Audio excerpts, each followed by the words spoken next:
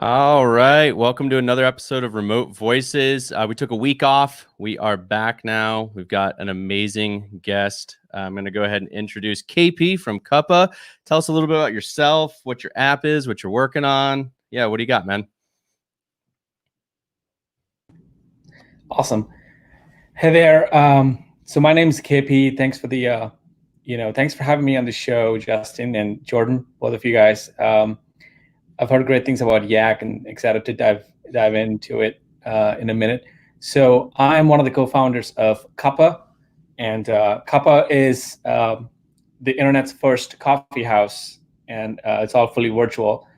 And that's the punchline. But really, what it is, it's basically it's a place for you to meet and connect with other makers, founders, and people working in tech, especially with the remote work. And now we're super, like distanced in the last 3 months now, and for a lot of the folks who were missing out on social connections and the serendipity of meeting somebody in the same startup hub or running across the hall and just like bumping into someone interesting who's building a product or building a app is what we were trying to recreate on the cloud.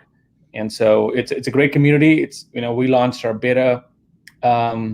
We launched our landing page in March, and the beta came out in April. Like it took maybe 3 weeks, and it's been fun. Now we have about 1,500 people on the wait list, and Wow. Nice. We're trying to do it very, very carefully, not to let everybody in, because it's so easy to simply dilute the idea, especially when it's a community. So we have a pretty high bar to get people in. But now about 300 people have access, and it's been fun watching how they interact with each other and just give value. So That's awesome, anyway, man.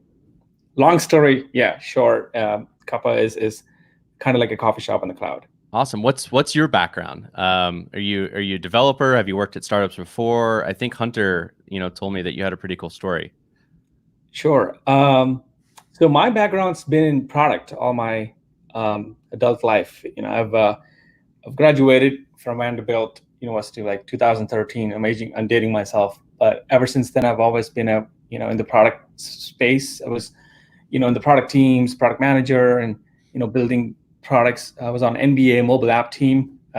We launched 2017, I think, when LeBron James tweeted at us saying our new launch was broke or something, and it was like we had to pull an all-nighter because we were like, oh my god, So I've always been in the product teams, and especially customer-facing teams. So B2C is where my heart is, and I never knew how to really code. I went to school to learn how to code, but I quickly moved into hardware, and I realized that I had to make a choice multiple times. I'm sure a lot of people are thinking the same thing as a maker, as a founder.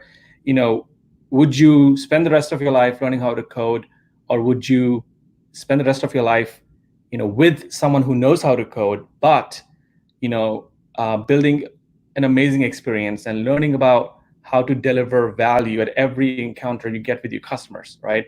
And I made that choice a long time ago. I'm not going to rewrite that. So I just said, okay, I'm going to be no code. Luckily, that's a new movement now. Yeah. So it's worked out really well. And so to my point about iterating to learning how to do this right, I took 8 separate shots, or you may call it bats or whatever if it's in baseball terms. I'm from India, so maybe I should talk cricket. And 8 separate swings, and finally landed on Cuppa. And all of them went on product. Most of them went on Product Hunt. So I learned the journey of being a maker, being a founder, without ever having a breakout product before Cuppa. And so finally we're here, and we're seeing some good resonance. And Cuppa's still technically B2C, right? Because you're not thinking of this as a collaboration platform. It's more of a place just to meet people and talk person to person. Yeah, it's very B2C still, and I would think I would suck at B2B things. I just don't have that DNA in me. I'm just very consumer minded person, and so I try to stay in my lane and play to my strengths. Well, that's cool. Awesome. Well, we're gonna bring up some tweets. Some are startup related, some are remote work related, and we're gonna chat about them. Let's see. What's this first one? We've got a chat here. Oh, this is about asynchronous work, which is great. So Alan says a distributed team spending its 4 hours of overlap mob programming will be massively more effective than a distributed team of isolated individuals that never truly collaborates, regardless of how they communicate. Both synchronous and asynchronous communication between isolated individuals is a disruption. So he's saying doesn't matter how you're communicating, it's a disruption. If you're actually collaborating, though, communication is a part of the work and you can't do it asynchronously. So rather than thinking about sync versus async, maybe you'd be better off thinking about how it's best to actually collaborate as you work. And obviously at Yak, we're very strong on the async collaboration train. And, this is very interesting. He's obviously got a very strong opinion on this. I mean, communication is so unbelievably important in remote work, and it makes or breaks kind of the entire flow of a project. And, I think I just tweeted this out a little bit ago, but one of the, main things that we talk about a lot in our product is that availability means that you're actually not working. And so you should be unavailable most of the time. How do you think about inside of like Cuppa, how do you balance your availability to do a pass by coffee shop, chat with somebody versus your ability to be focused and, in the zone? Do you think about that a lot about, you're targeting workers, obviously, not just individuals. Right. How do people find time to do this? Or do you expect them to stop working and go do a coffee, chat online? Right. No, a great question. I think it's, striking that balance is really hard. I mean, I've seen so many people like tweet at me on DM and just share their stories about how they're utilizing Cuppa. And one of the productive things that came out among the stories that I've heard was when people on the weekend or something, where people actually intentionally, decided to spend 30 minutes, a day for the next 4 days, Monday through, Thursday, at a certain time, certain hour. That worked out really well because they knew that there was something to look forward to through the day, that, hey, this is my time that I'm dedicating for, just having a casual conversation. And also it could be like most people want to just unwind, but also sometimes when you just meet someone who is very interesting, who built something really cool, that unwind time could turn into something super stimulating and it can inspire you for your next thing, right? So that's the variable reward. We talk about how it's like the ultimate slot machine. Like, when we first did the algorithm, we said, I want it to be like a slot machine where it's like every time you pull that, there is a sense of serendipity and like randomness that you don't know, it's not that you're always going to get the best, fit. So once in a while you get someone who you would never ever talk to, but there's shared interest. As long as their criteria, your criteria matches, there's a shared interest, and so you have something to bounce off of. But it may not be the same person that you chose in the beginning, right? So balance-wise, I think the ones who've benefited really well, and I try to do this a lot, is which is being intentional about my synchronous time and saying, okay, these are the parts of the day that I want to have live conversations with people, and the rest of it, leave me alone.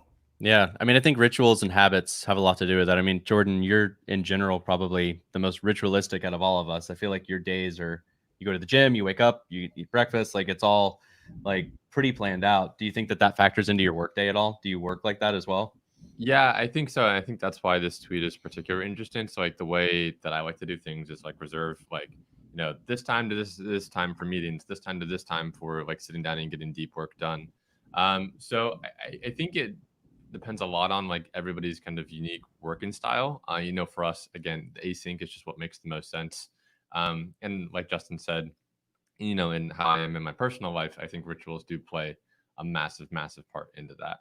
Yeah. I mean, I think the tweet is right. I think in general, communication is disruptive, but I'm not sure, I talk about this a lot in my nice online debates and arguments, is this concept of like, what do you gain by, synchronous real-time whiteboarding, right? Like there's not, you still do something and then you show it to somebody and then you do something else and you show it to somebody. Even when you're in an office together, nobody's watching you draw the line. And that's the important part of it. It's when you finish it and you step aside and you show them what, you did, that's actually the part that's important to the conversation.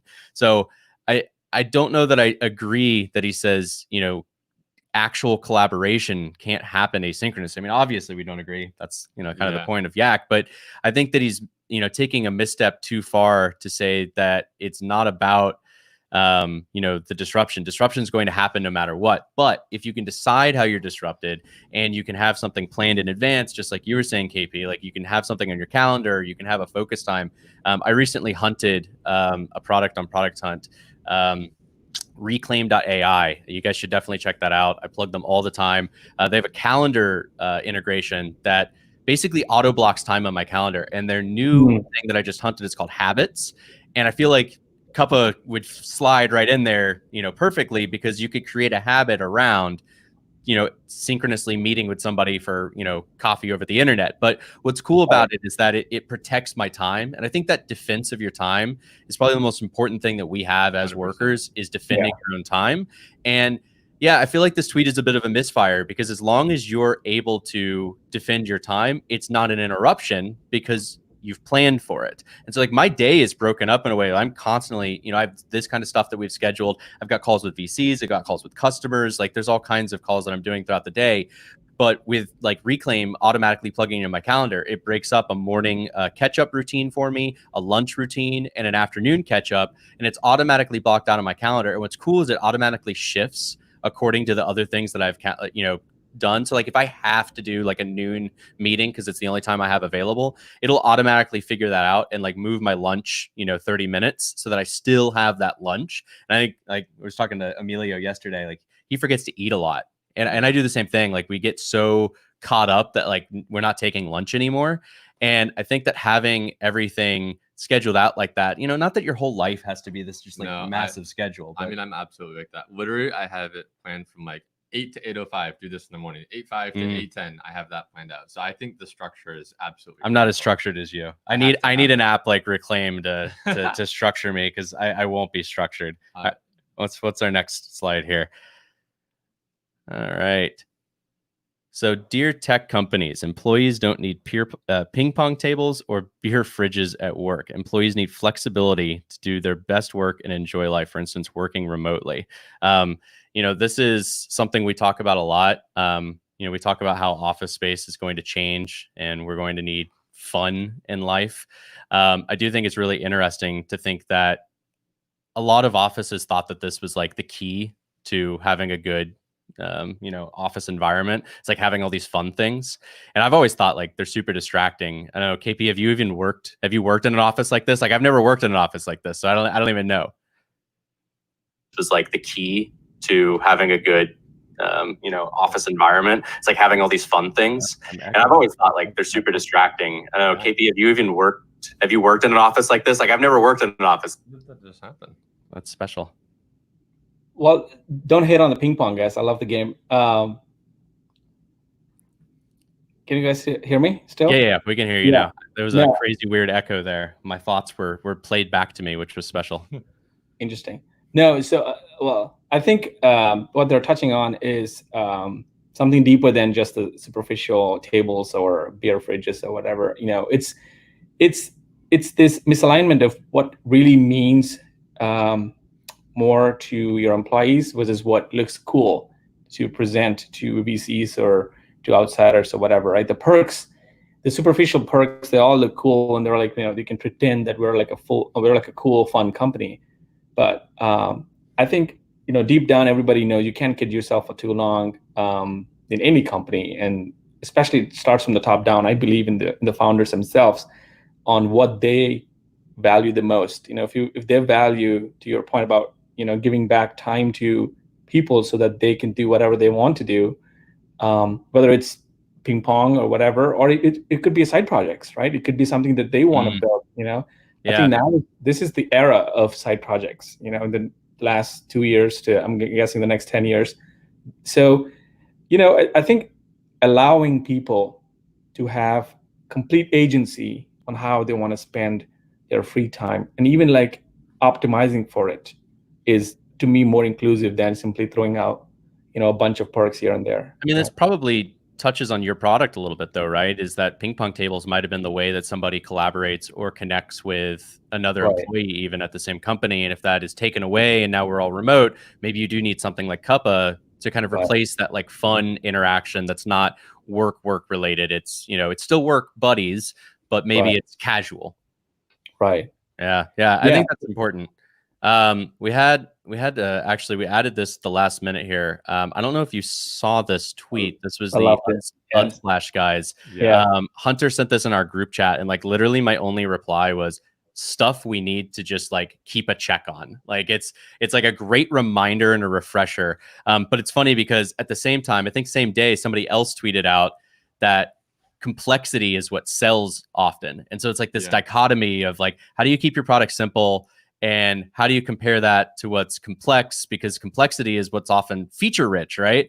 But like, obviously, I mean, I think I have this tweet actually pulled up so I can like read into it. But he says, don't offer more, offer better, which I think is a really key thing. But when he talks about like the product at the very beginning, he said, we started with 10 stock photos, which, yeah, he says, pick a short, no jargon tagline, free, do whatever you want, high resolution photos, 10 new photos every 10 days. So that means for a whole week, like all they had was 10 photos at the very beginning. And I think oftentimes I think of our product as like, man, if I don't get this next release out in the next like 30 seconds, my users are just going to like plummet. And here they are with a whole week of like, yeah, we only got 10 photos. And, you know, their numbers were ridiculous. I think it's somewhere in this tweet. Like they had the crazy traction, man. And they're comparing it to the other site. So they had said most stock photo sites had 50 million images. They had the 10 best images that they could, you know, get. Launch day, they had 30,000 people subscribed. Wow.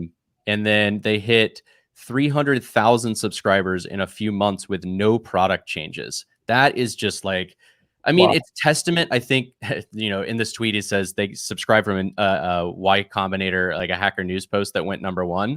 I think it's testament to maybe the virality or the importance of virality in your product, having something that gets shared and then just takes off.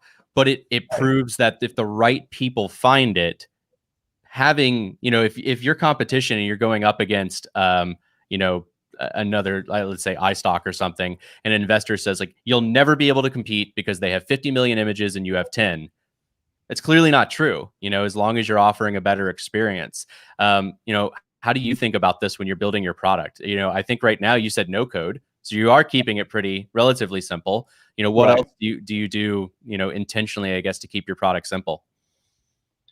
Well, we struggle with that a lot, you know, I think like many early stage founders. But I remember distinctly thinking, you know, we don't need to reinvent the wheel in terms of video platforms, right? I mean, there's so many cool ones. Like there's so many really amazing ones. Zoom's one, you know, you got the defaults, like you got the Google Hangouts, you know, Meets, and you got so many more now.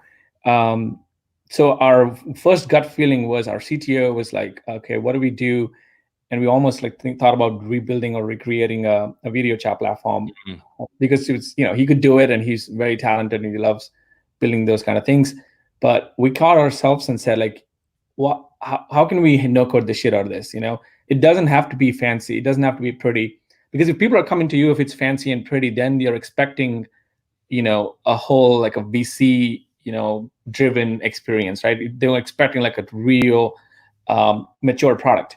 But you never build a community with a mature product. And that's my 2 cents. You always build a community with almost a broken product, but a great intention, right? Roam gets a lot of heat from everybody. Like I studied somebody too. But to me, Roam's not meant for everybody today, right? And Instagram was like that. I remember the early days of Instagram where it was only about a bunch of professional photographers who would take like these, you know, artsy looking pictures and post on Instagram. And I never even cared to go back. I would log in like once in 2 weeks, which is crazy because I'm always keeping up with all the latest, you know, consumer apps and everything. So when Unsplash launched, I remember on day one I was there. I don't remember the Hacker News thread, but I remember the actual launch. And I think it was on Twitter somewhere I discovered them. And I thought it was really cool because they only had 10. And it creates this sense. I think the playbook has to adapt based on the room, right? Based on what what the current Where the current climate is. Yeah. right, climate Yeah. is. I mean, I Sometimes- think what was unique about Unsplash for me, because I remember the launch too, was they were the first stock, quote unquote, stock photo website that had Right. photos that I liked, like that Right. actually looked good. Right. And it was such a pain to wade through 50 million images to find Yeah. one that looked Right. good. And they nailed the like, these are amazing. Every single Right. one of them is an amazing image. I mean, Right. when I had my Android phone, I have a Resplash Android app that just like does a unsplash photos of my wallpaper. So they're everywhere in my life. We actually just we were using the Aura Ring, the health tracker Aura Ring app the other day, and they've updated their mobile app. And Jordan and I's like first impression was they just have like unsplash images in the background, and it just looks amazing, and it's just really unsplash good. images. Right. It's almost become synonymous with like a style of photo in a weird way. Right.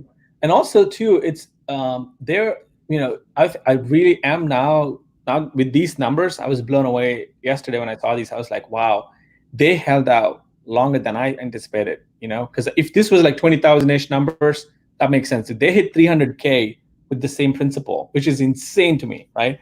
Yeah. So kudos to them, man. I mean, it's really hard to, you know, cut down on your feature scope and you know, double down on what's working. It's really hard, but this is how it tells. This is what it shows, right? Yeah, I think, you know, Jordan, one of the things that I think is interesting is when we took clients on So Friendly, we tell them to do this all the time. And then I think at Yak, when it's your own product, you struggle a little bit more. You definitely, you kind of get lost your own sauce because like there's no one, like you're not objective necessarily to your own thing all the time. When you're building for somebody else, you can be like, oh, hey, you know, do this or do that. When it's your own thing, you kind of like, you know, the lines get blurred a little bit. Yeah. It's every 2 days, I get a, you know, every couple of days, every 3 days, I get a DM from someone or an email from someone saying like, hey, we need this for a couple, we need that for a couple. This would be cool for a couple, right? Now, in one of my first few products that I built, that would be first of all like so exciting for me, and I would take that feedback immediately and run with it, right? Without ever thinking about will this piece fit in the larger puzzle that we want to build, right? Most of the times their intentions are good, but they don't know what your roadmap's like and your focus is like, right? So they'll just keep throwing all these, you know, random nuggets of ideas, and you know, you have to acknowledge it, right? You can't be cold and be like, fuck, you know, screw you. You acknowledge it, but then you digest it and you say, okay, does it really need to be built?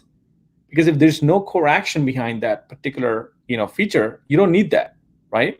Yeah, I think Superhuman does this really well. Like they just are they've planted their feet so strong. They just say like, that is not a feature that we're adding. Like, I appreciate your feedback, but that's not where we're going. And here's why. And I think that's tough to do. You know, conversely, we had somebody talk to Hunter the other day about the product, and they said it's just stupid that keyboard shortcut for search, you know, Command F, your typical search command, doesn't open our search bar. And I was like, yeah, like I think that's a pretty valid point actually. So we added it, right? Because it like took so little effort. But then a lot of times, probably the most frequent thing we get is, why can't I do real-time voice chat on Yak? And we're like, it's very easy to add that. It's technically not difficult, but that goes against our product. And that's, you know, not come from a ethos perspective, you know, where we want to be. And so we have to sometimes decide, how many people are asking for this? Is it everybody, or is it just a couple people, or the vocal minority? Or, you know, we get asked a lot about text. You know, hey, I just want to be able to send some text messages. And it's like, dude, just use Slack. And then, you know, conversely, we had VCs very early on asking, you know, why can't Slack just add voice messaging right into their UI? And, you know, we have a blog on this. Like, we've tried all the voice messaging stuff. And like, the problem is when you send a voice message through Slack, the inherent lazy response is to just reply with a text message, because that's the like easy way to do it.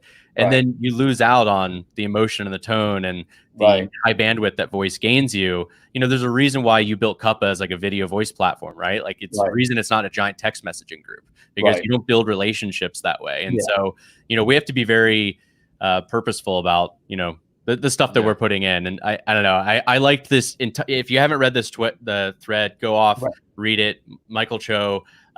It's so worth it, because it's just a great reminder for anybody building anything that they need to keep it simple, keep the value prop as kind of like the highest, you know, point that they're looking for, and not just like bogging things down with features. I mean, even today at the state that Unsplash is at, it's still kind of its core concept. Like it still has that core feature set simplicity. All right, what's the next one? Have you seen this? Have you seen human IPOs? Is this you haven't come across this yet? I feel like I saw it on Product Hunt, so I was less surprised by this. I have their website pulled up.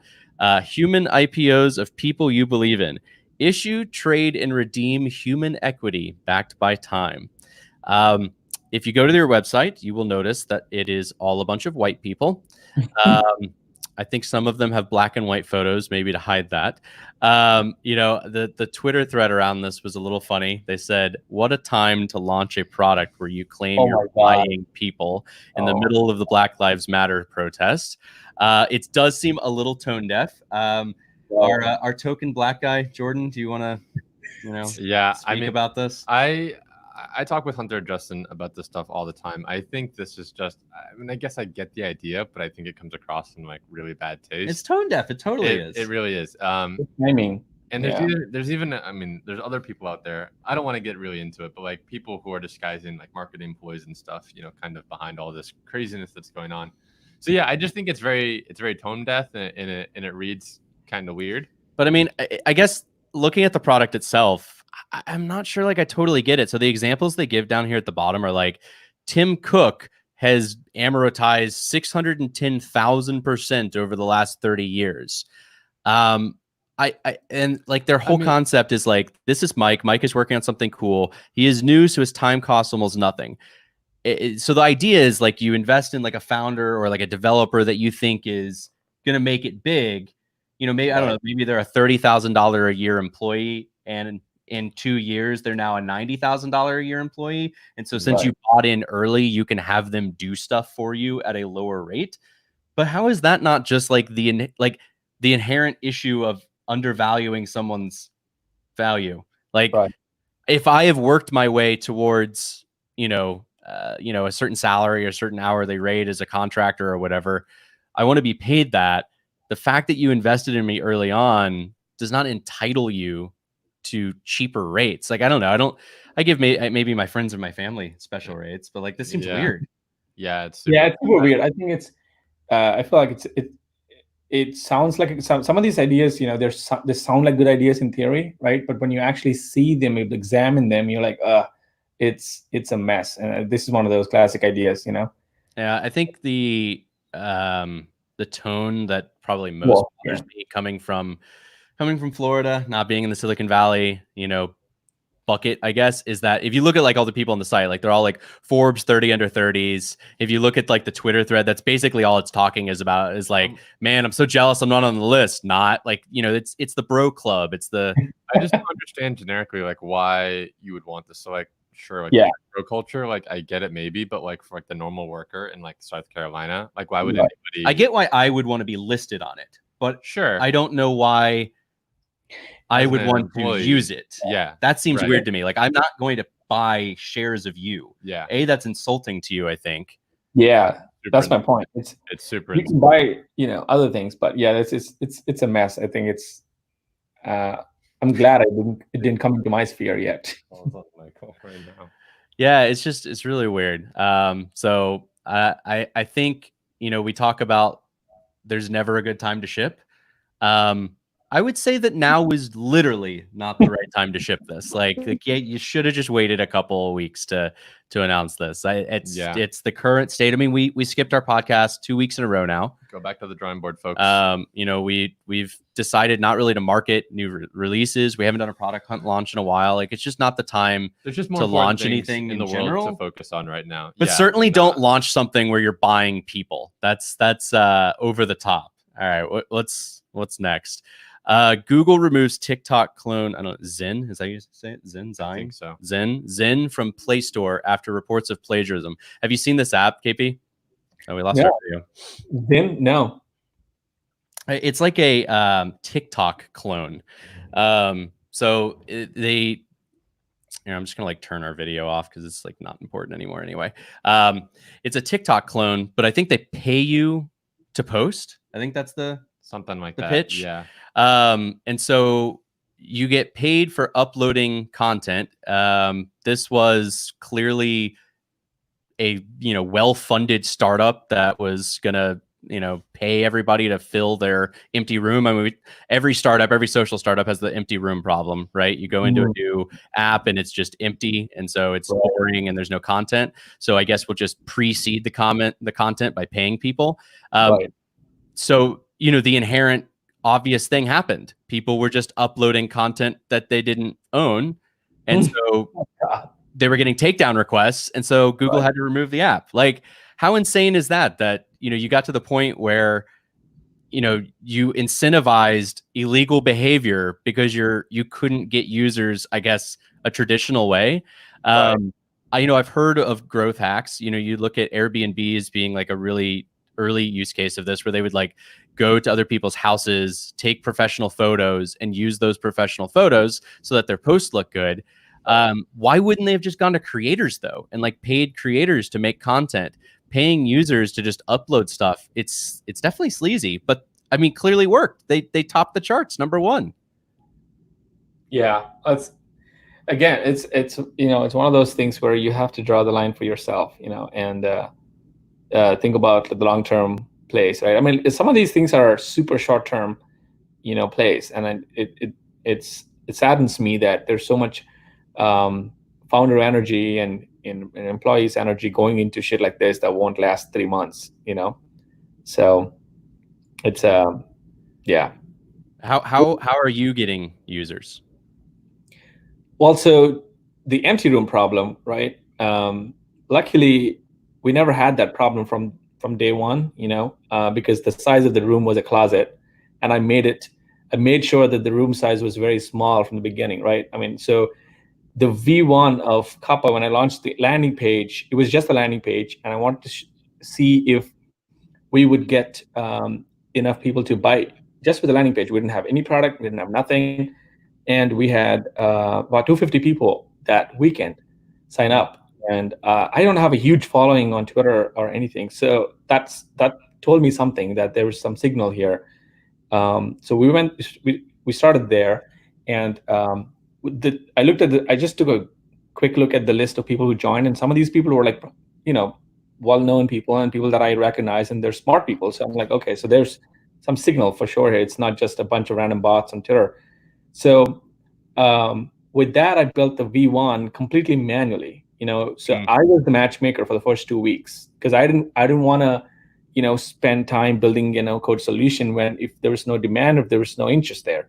So I got my 12, 13 people, my close friends and people like makers that I respect on Twitter, and the people who would like listen to me, and got their schedules, everything together, and then built an Airtable thing where I can just look at, Sunday, Michael Novotny and Michael Gill are free at 2 p.m. So let me just send an email to each of them. So it was almost like a warm intro service that I did for the first 20 Kappas. Oh, that's cool. Yeah, and it was really special because I knew them separately, right? I knew Michael Novotny, I knew like Whit Anderson, some of these names I'm just like, throwing out. Shout outs to everybody. They're all my good friends. But they never knew each other. So that was a sense of joy for me too, to connect them, because they lived in different cities. So it was so much fun, and they enjoyed it. The only ask was 30 minutes and, nothing more. And they all loved it. I mean, the thing with being around makers and founders, you probably can relate to this, is there's never, there's never like a time where it ever gets boring, because people are always building shit. Yeah. Even if they have a mainstream, fully funded startup, they're still building shit on the side. And they typically support everyone else who's also building shit, which is because they know the cool pain, environment. Right? Yeah. It's very transferable. Like that feelings are very, very relatable, and so it's so amazing to them. And I knew this, like I thought this was n equals 1, n equals 10 sample size, but now we're a Kappa at 300, like the same feeling of togetherness, the belonging of, hey, I know how fucking hard it is to like go from an idea to landing page to a shipped product. And so I'm going to give you real feedback, or I'm going to help you when you launch. We're going to support you, whatever. That existed. So anyway, the V1 was just with those people, and it proved the theory. And then I also, with that process, I had a sort of working process like in place, which I could simply take that workflow and build a no-code solution for it, which Michael Gill, my current co-founder, helped do it. And so then we launched to 100 people. All of them ate it up because they felt like there was a special 100 to test this.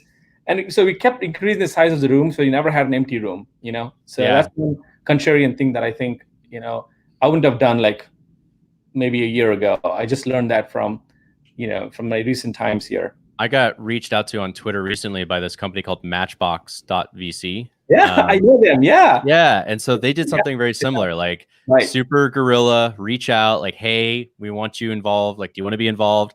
And then like their entire app or technology right now is basically like a Calendly, right? Like there's nothing crazy going on the back end. They're just facilitating those connections. Right. And, I got matched up with a guy. We did Fortnite session together. We talked about a product. It was cool. And, he followed up, later and was like, hey, how was your first Matchbox, session? Like, how was it? What do you think? I'm like, yeah, we're getting a demo of his product at the end. And he tweeted out about it. And he was like, man, this is so cool. Like 2 founders connected over Fortnite and are now getting demos of each other's products.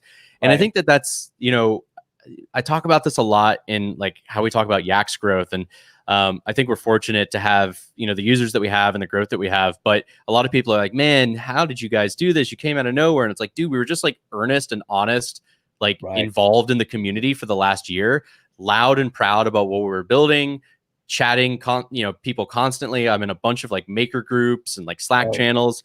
And I think that people respect when you are just like boots on the ground, putting your effort forward, getting involved and like putting value out into the marketplace. Yeah. I think the biggest thing for us is just like that we just got involved, like just have the conversations, meet people, say hello, whatever, just get involved. Right. I get that friendly vibe from, all 3 of you guys. It's something's a lot of people complain about. I mean, a lot of people like worry about how do you like, worry about, how do you like, handle the competition and all that crap, and to me, it's almost I look at teams like you guys, right? I always think in my head and think like, if I started Yak today, like a literal no code clone of Yak today, which is possible with all these bubble and whatnot, would I be able to replace their energy and their drive? You can't replace us with no code. We are unique. So that's my metric, and I think a lot of people don't understand and don't actually, appreciate their own strength that way, right? And then they're too worried about like someone cloning them. On second day of Kappa's launch, somebody sent me a landing page of another company called Grab Chai, which is an Indian version of Kappa. Yeah, there you go. I was like, and everybody thought, okay, this is like hell breaks loose or whatever. I didn't care for it, and I actually reached out to that maker and congratulated him on the launch, and he was blown away. He said, actually, KP, let me tell you this: I've been following you.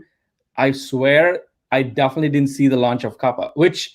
Who knows what the truth is, but I'd like to over-index on people and trust and say, you know what, maybe he never saw that. And it's okay, right? Have you heard our crazy story about that? No. We built a Chrome extension called Next Up, and we're just about to launch it on Product Hunt. And so I was like getting all the assets together for this. And in the Chrome Web Store, I saw a recommended, extension called Up Next. And I was like, oh, that's interesting. So I click on it, and it's Owen Williams. He has launched the exact same product as me at the exact same time. And like, I went through like both of our Twitter histories, and we had literally been working on it like day to day at the exact same times, similarly building the exact same product. And he named his Up Next, and I named mine Next Up. And I hadn't tweeted about mine at all. So I know he didn't steal it. Like it was just like a weird shared brain thing. It happens like, we both had the same idea. Yeah, it happens a lot, especially now, with this, like, especially with work from home, everyone's like, got this extra hour that they're not wasting on commute. Yeah. People are building a lot. People are thinking about the same ideas a lot, right? So, but here's the thing. I think in the long run, what stands out is how unique and how authentic you were to the room you were speaking, not even to the other room, right? So I told the guys who were, who were doing this for the Indian crowd, I said, like, I can't speak to the current Indian demographic because I'm like now in Atlanta. Please, just go ahead, march on and do what you're doing, and 3 months later, we're like completely different products now. Like if you look at the internal product, the apps itself, they're very different. Yeah. So I think, people, to you guys, but trying to circle back to the actual point, which is the reason I love Yak is nothing to do with the product, which is shocking. because I love product. It's got nothing to do with the product. Although as a product manager founder, I saw your journey, and I remember your launch on the product hunt and everything, but it's not meaningful to me that it's like, oh, it's definitely one of the products. What's meaningful to me has been your voice in the community, and all three of you do this. And I know not so much on Jordan. I don't follow him very actively, I think, but I know you're all in the same room thinking the same things, and it comes out really authentically, and that's my favorite part. Yeah, dude, that's cool to hear. I appreciate that. I think we only have how many? We got two more. I got to get my Twitter game up, huh? Yeah, man, you gotta get there. We got 2 more tweets, so we'll cover these pretty quickly because we got to wrap up. We've gone long. I appreciate you staying with me. We'll blow through this one real quick. This is Dieter from The Verge.